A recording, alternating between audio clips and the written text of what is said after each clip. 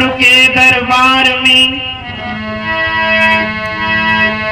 सदगुरु के दरबार में कमी कहूँ कि ना बंधा मोई पावे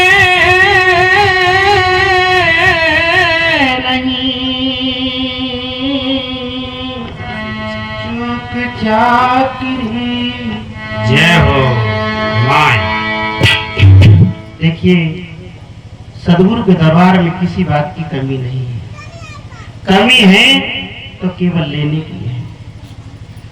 और कितने भाई बहन भौतिकता में धन मांगते रहते हैं कि गुरुजी कुछ झट वट बता दें कि ना,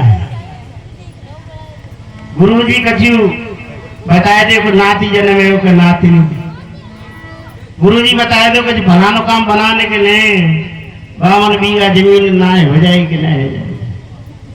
बंधुओं, ये धन नहीं है। गुरु तो वास्तव में आत्म रूपी धन, उस धन के लिए इशारा करते हैं। क्योंकि कहा गया है गोधन, गजधन और बाजधन और रतन धन खान, जब आवे संतोष धन सब धन धूल समान। जब संतोष आ जाता है तो सब धूल के समान लगता है। कितने भाई बहन कहते हैं महाराज हमें नींद नहीं आती, मैंने कि सोचते रहते होंगे, ज्यादा चिंतन चलता रहता होगा इसलिए नींद नहीं आती है। सोचना बंद कर दो, नींद आ जाएगी। तो महाराज करें का, यही तो बीमारी है जी, ना हट गई। बंधुओं, विचार करें, जब छोटे थे, बचपन था, तब क्या सोच रहे थे? कोई चिंता थी? कोई फिक्र थी? लेकिन जैसे जैसे जैसे जैसे संसारी हवा लगी और इतनी जोर से आपको चिंताएं भी बढ़ गई। तो आइए गुरु वंदना करते हुए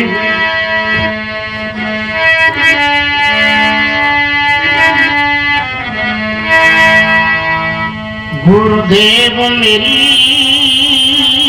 नैया उस पार लगा देना।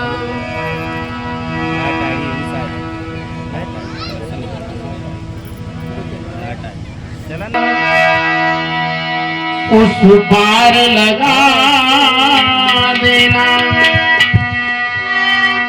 अब तक तो निभाया है, आगे भी निभा देना। गुरुदेव मेरी नैया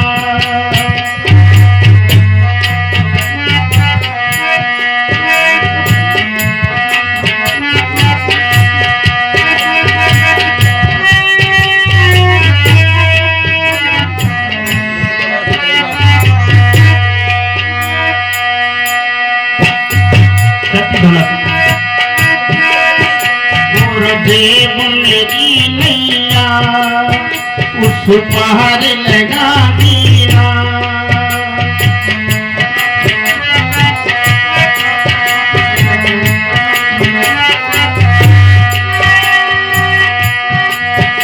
अब तक तो निभाया है, आगे भी निभाएगा।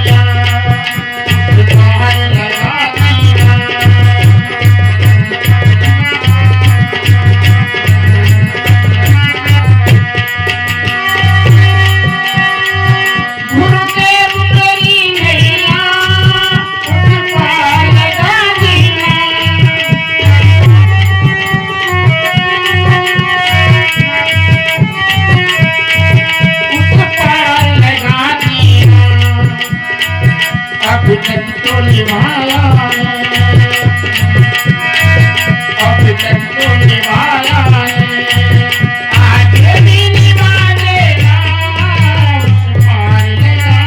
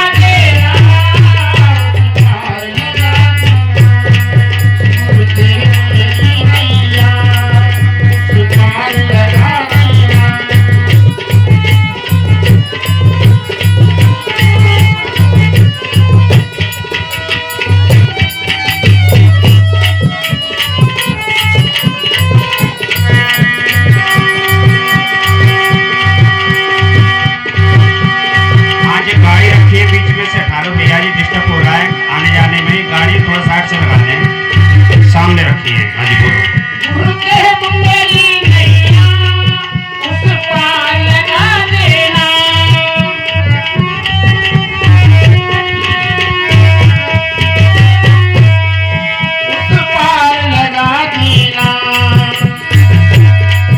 अब तक तो निभाया है, अब तक तो निभाया है,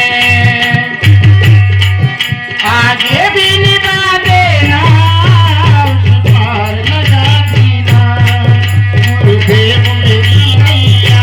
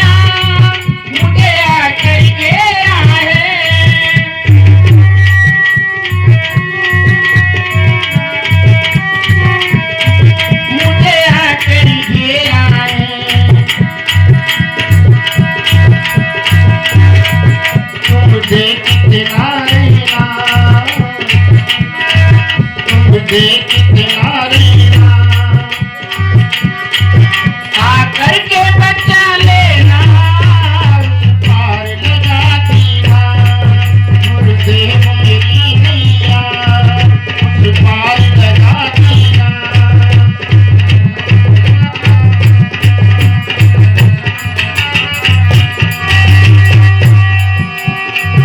गुरुदेव मेरी नैया, उस पार लगा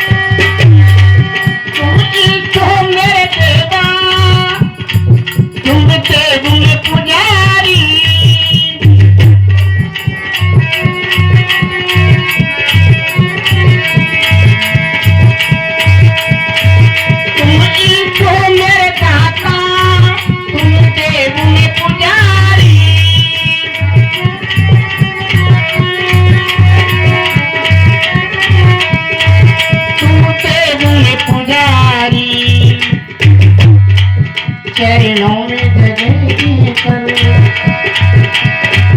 चरणों में जगह देकर मुझे अपने बना लेना, उस पार लगा देना, गुरुदेव मेरी नैया उस पार लगा देना।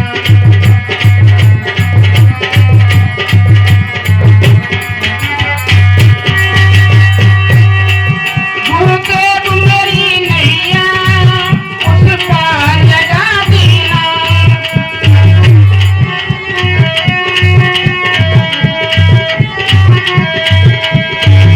उस पार लगा देना।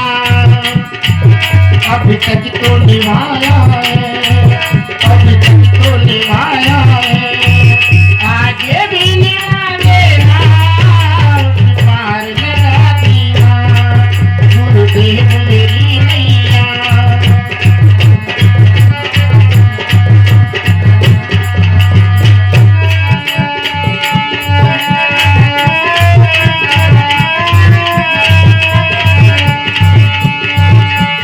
और इनके दांत खड़ोटे रे, और इनके दांत खड़ोटे रे, गुरु मन ले लई शरण तुम्हारी दास।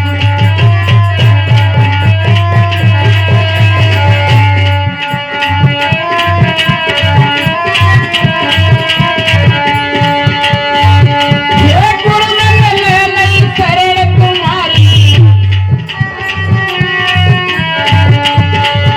हरि गुरु मन ले लई शरण तुम्हारी। दास खड़ोटी रे, गुरु मन ले लई शरण तुम्हारी दास।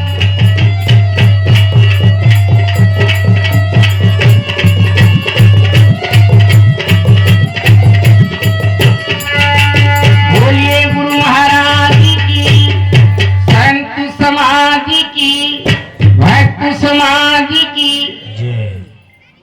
बंधुओं, सदगुरु कहते हैं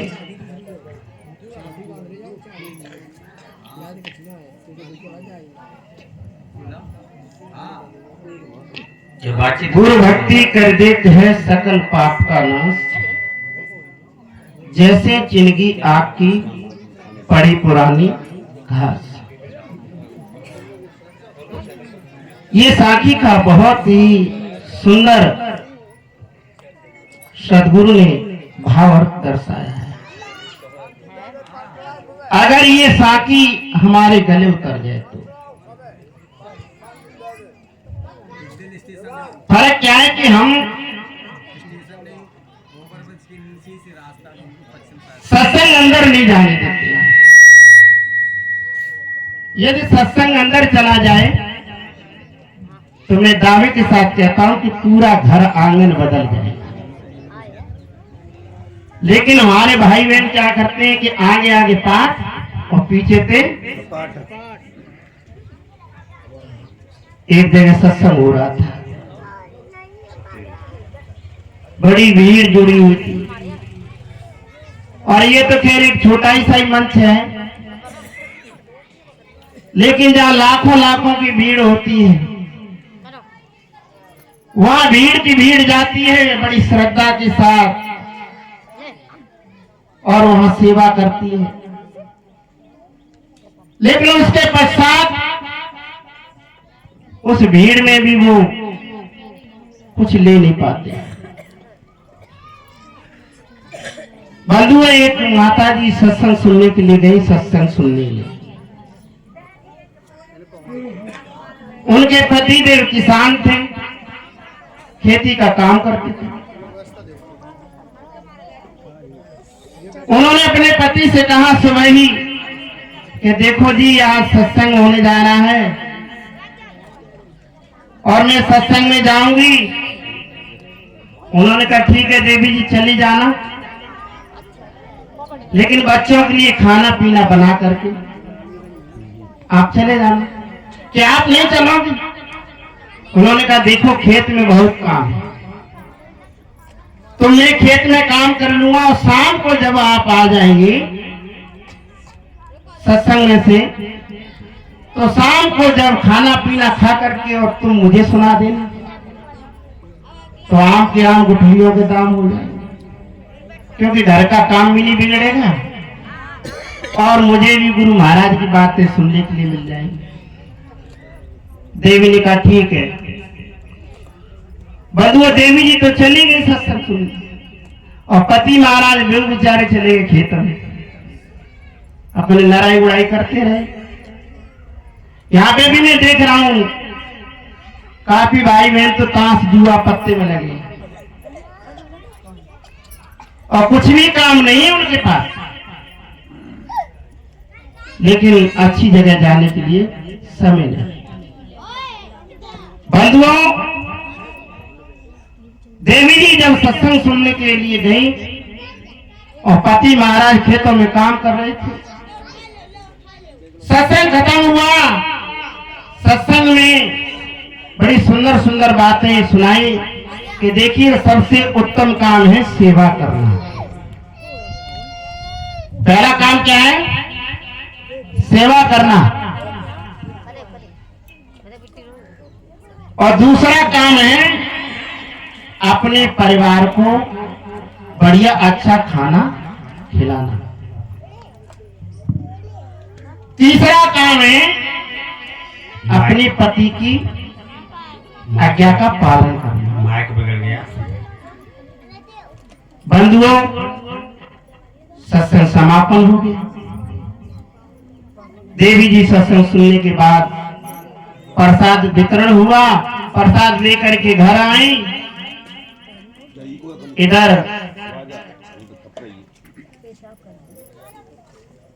शाम को पति महाराज घर पे आए। बंधुओं, उन्होंने पानी पिया और जब चारपाई में लेटे थे और लेटते समय पति देव ने कहा, देवी जी सत्संग सुने आई? उन्होंने कहा, हाँ पति देव, मैं सत्संग सुना है। क्या? अच्छा ये बताओ सत्संग कैसा हुआ? पत्नी ने कहा कि सत्संग इतना बढ़िया हुआ, इतना बढ़िया कि क्या बताऊं कि सत्संग तो मेरा आने का मन ही नहीं हो रहा। पति देव ने कहा, तो ठीक है आप लौटिए, जो अच्छी बात है। बंधुओं, पति ने कहा, अच्छा ये बताओ सत्संग में क्या सुनाया? उन्होंने कहा, देखो सबसे पहले काम गुरु महाराज ने बताया कि सेवा करना। अच्छा दूसरा बताया कि अपने घर आंगन को साफ सफाई रखना।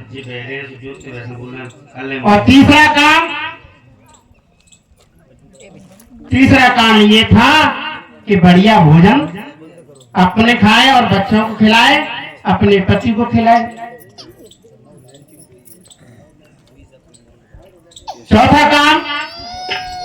चौथा ये कहा कि समय मिलने पर अपने पति की सेवा करना। सोए पति महाराज ने लंबे पैर पसारे, बोले आज उन्हें गोड़ दावे थे। सवेरे तो खुरपा चला रहे खेतों में, अब घुटने में दर्द है रहा। देखो तभी तो तुम्हारे बैठा था ना, अब हमें देखा तो परियां दुखने लगी। पति ने कहा, भाई तुम तो सत्संग सुन के आई, अभी तो बताए रहे गुरु जी ने बड़ा पाठ पढ़ाओ। तो माँ पढ़ाओ ना थोड़ा पढ़ाओ। बंधुओं, यही सब करा धरा पानी हो जाता है। ऐसा सत्संग नहीं सुनना चाहिए। 100 बातें बताई जाए तो एक बात जरूर हृदय में चली जाए और एक बात ही आपके जीवन में परिवर्तन कर दी। एक रानी का हार चोरी हो गया और किसी भैया ने चुरा लिया और खेत में छिप करके बैठ गया। जब राजा साहब को पता चली कि रानी साहब का हार चोरी हो गया, सिपाहियों को आदेश दिया कि जाओ ढूंढो चोर को। चोर को ढूंढने लगे, लेकिन चोर बड़ा सच्चा था, अच्छे गुरु का चेला था। उसने ये कह दिया कि गुरुजी सब काम की कहिए पर चोरी की मने मत करना। गुरु ने कहा कि ठीक है चोरी तू करना जरूर, लेकिन मेरी एक बात मानेगा। उन्होंने कहा बोलो। कौन सी बात? कि झूठ नहीं बोलेगा। और ये उसने दृढ़ संकल्प ले लिया अंदर में कि चोरी तो जरूर करूंगा पर झूठ नहीं बोलेगा।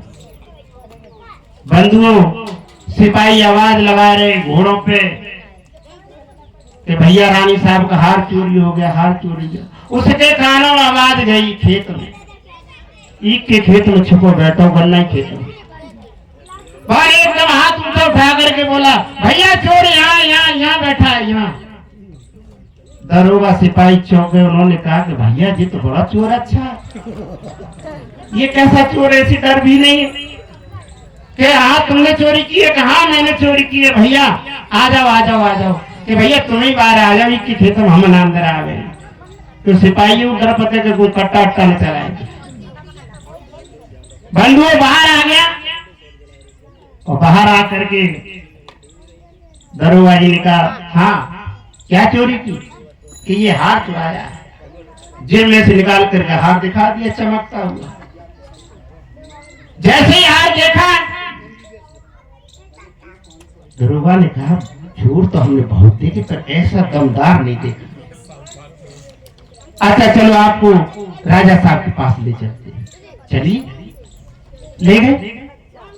राजा साहब ने पूछा कि आपने चोरी की? हाँ बिल्कुल की हजूर। कि चोरी क्यों करते हो? कि ये तो मेरा काम है। अगर आपको चोरी ना करनी पड़े तो और ही अच्छी बात है कि आज से मैं आपको अपना मंत्री बनाता हूं। राजा ने सोचा कि ये भी बढ़िया आदमी कि चोरी तो जरूर करूंगा पर झूठ नहीं बोलूंगा, क्योंकि ये वचन मेरे गुरु ने ले लिया है कि गुरुजी झूठ नहीं बोलते। तो राजा ने भी विचार कर लिया कि जो झूठ नहीं बोलेगा तो ऐसा मंत्री तो बहुत ही अच्छा है, तो इसे पद दे देना चाहिए। तो बंधुओं देखिए चोर को कहा मंत्री का पद मिल गया एक गुरु के वचन से। तो मेरा आप सबसे निवेदन है, कभी पत्नी पति से चोरी ना करे और कभी माँ बेटे से चोरी ना करे और कभी कभी पति भी पत्नी से चोरी ना करे। पर आज तो बहुत गड्ढम गड्ढा है मामला है ना। तो बंधुओं मेरे लिए थोड़ा ही संकेत हुआ और फिर समय मिलेगा तो फिर दूंगा समय। तो इन्हीं बातों में गुरु भक्ति कर देते हैं सकल पाप का नाश, जैसे चिलगी आग की बड़ी पुरानी घास। इस साकी से मैंने थोड़ा अपना गंतव्य रखा, विचार रखे। पुराने से पुराने संस्कार अगर सदगुरु की अच्छी सीख शिक्षा ज्ञान मिल जाए तो बंधुओं पुराने से पुराने संस्कार आपके ध्वंस हो सकते। इन्हीं शब्दों के बीच, इन्हीं वाणियों के बीच मैं अपनी वाणी को विराम देता हूँ। बहुत बहुत धन्यवाद।